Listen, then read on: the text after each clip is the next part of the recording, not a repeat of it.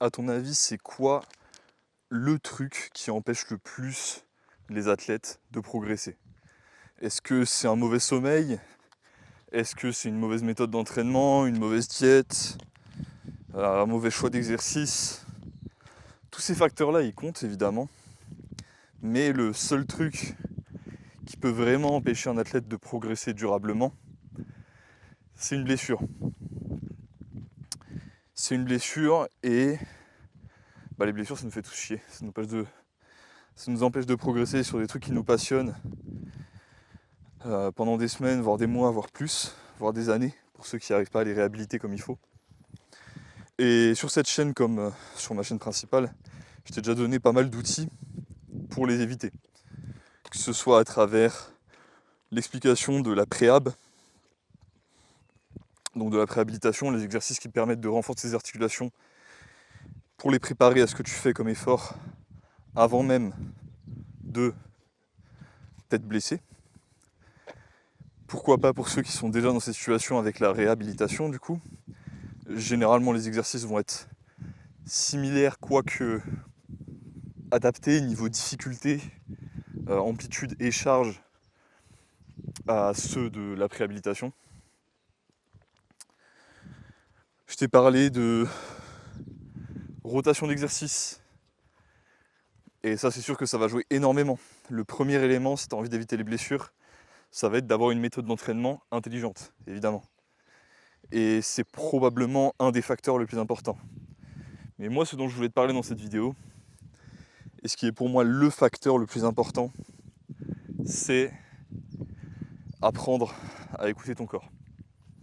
Je sais, ça peut être un peu paraître banal, mais c'est purement vrai. C'est-à-dire apprendre à différencier une douleur musculaire d'une douleur tendineuse, savoir quand ça va péter et quand ça va pas péter. Et c'est vrai que pour avoir cette expérience-là, des fois c'est bien de se blesser quelques fois. Après, il faut avoir la chance de ne pas s'être blessé à un point où c'est vraiment handicapant. Il faut reconnaître que si tu es quelqu'un qui persévère, c'est rarement le cas d'avoir une blessure qui va rester handicapante long terme. Parce que tu vas trouver des solutions, tu vas continuer à essayer et à un moment ou l'autre, il y a un truc qui va fonctionner.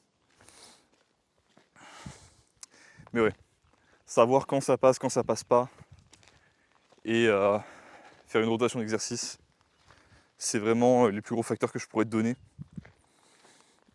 Si tu es débutant, ton sens de l'intuition il est pété, c'est vraiment débutant.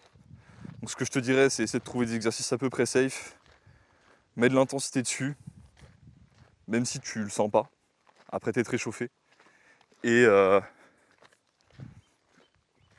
essaie d'éviter les charges trop lourdes, en tout cas au tout début, histoire de laisser le temps à un peu de conditionnement de se faire. Mais voilà. Au-delà de ces risques-là pour ce qui est des blessures, au-delà du coup du fait de ne pas s'écouter, qui peut venir soit d'un problème d'ego, soit d'une mentalité un peu bête, no pain no gain, enfin toutes les causes là-dessus, je pense que vous les connaissez.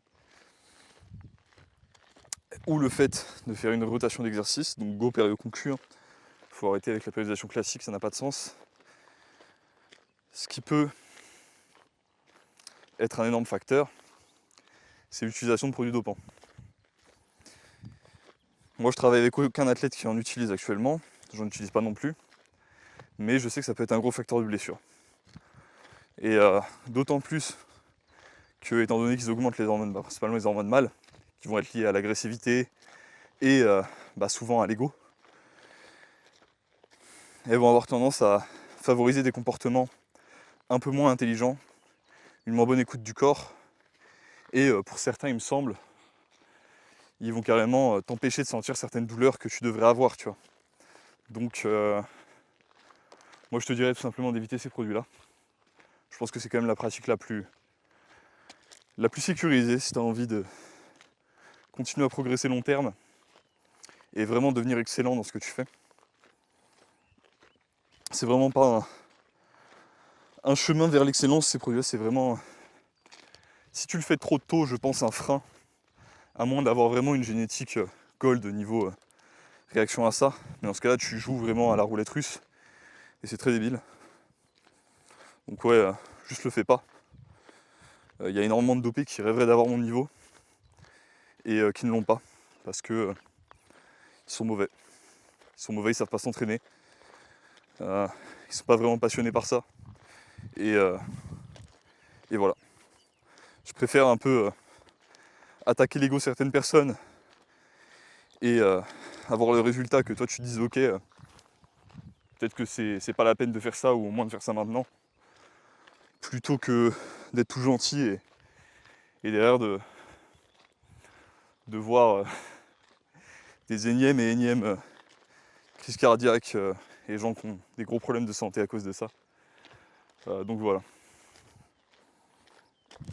Donc résumé, entraînez-vous bien, développez votre méthode d'entraînement, apprenez de gens qui ont réussi à tenir sur du long terme, à progresser sur du long terme. Inspirez-vous de ces gens-là. Et mettez votre ego à la porte quand vous allez vous entraîner. Au moins en partie. Parce qu'il faut quand même un peu d'ego pour vouloir progresser, évidemment. Je crois que c'est à peu près tout pour aujourd'hui. Moi, je vous souhaite à tous une excellente journée. Je vous dis à la prochaine. Si vous voulez vous abonner, ça me ferait très plaisir. N'hésitez pas à me mettre un commentaire si vous avez des questions, quoi que ce soit. Et puis voilà.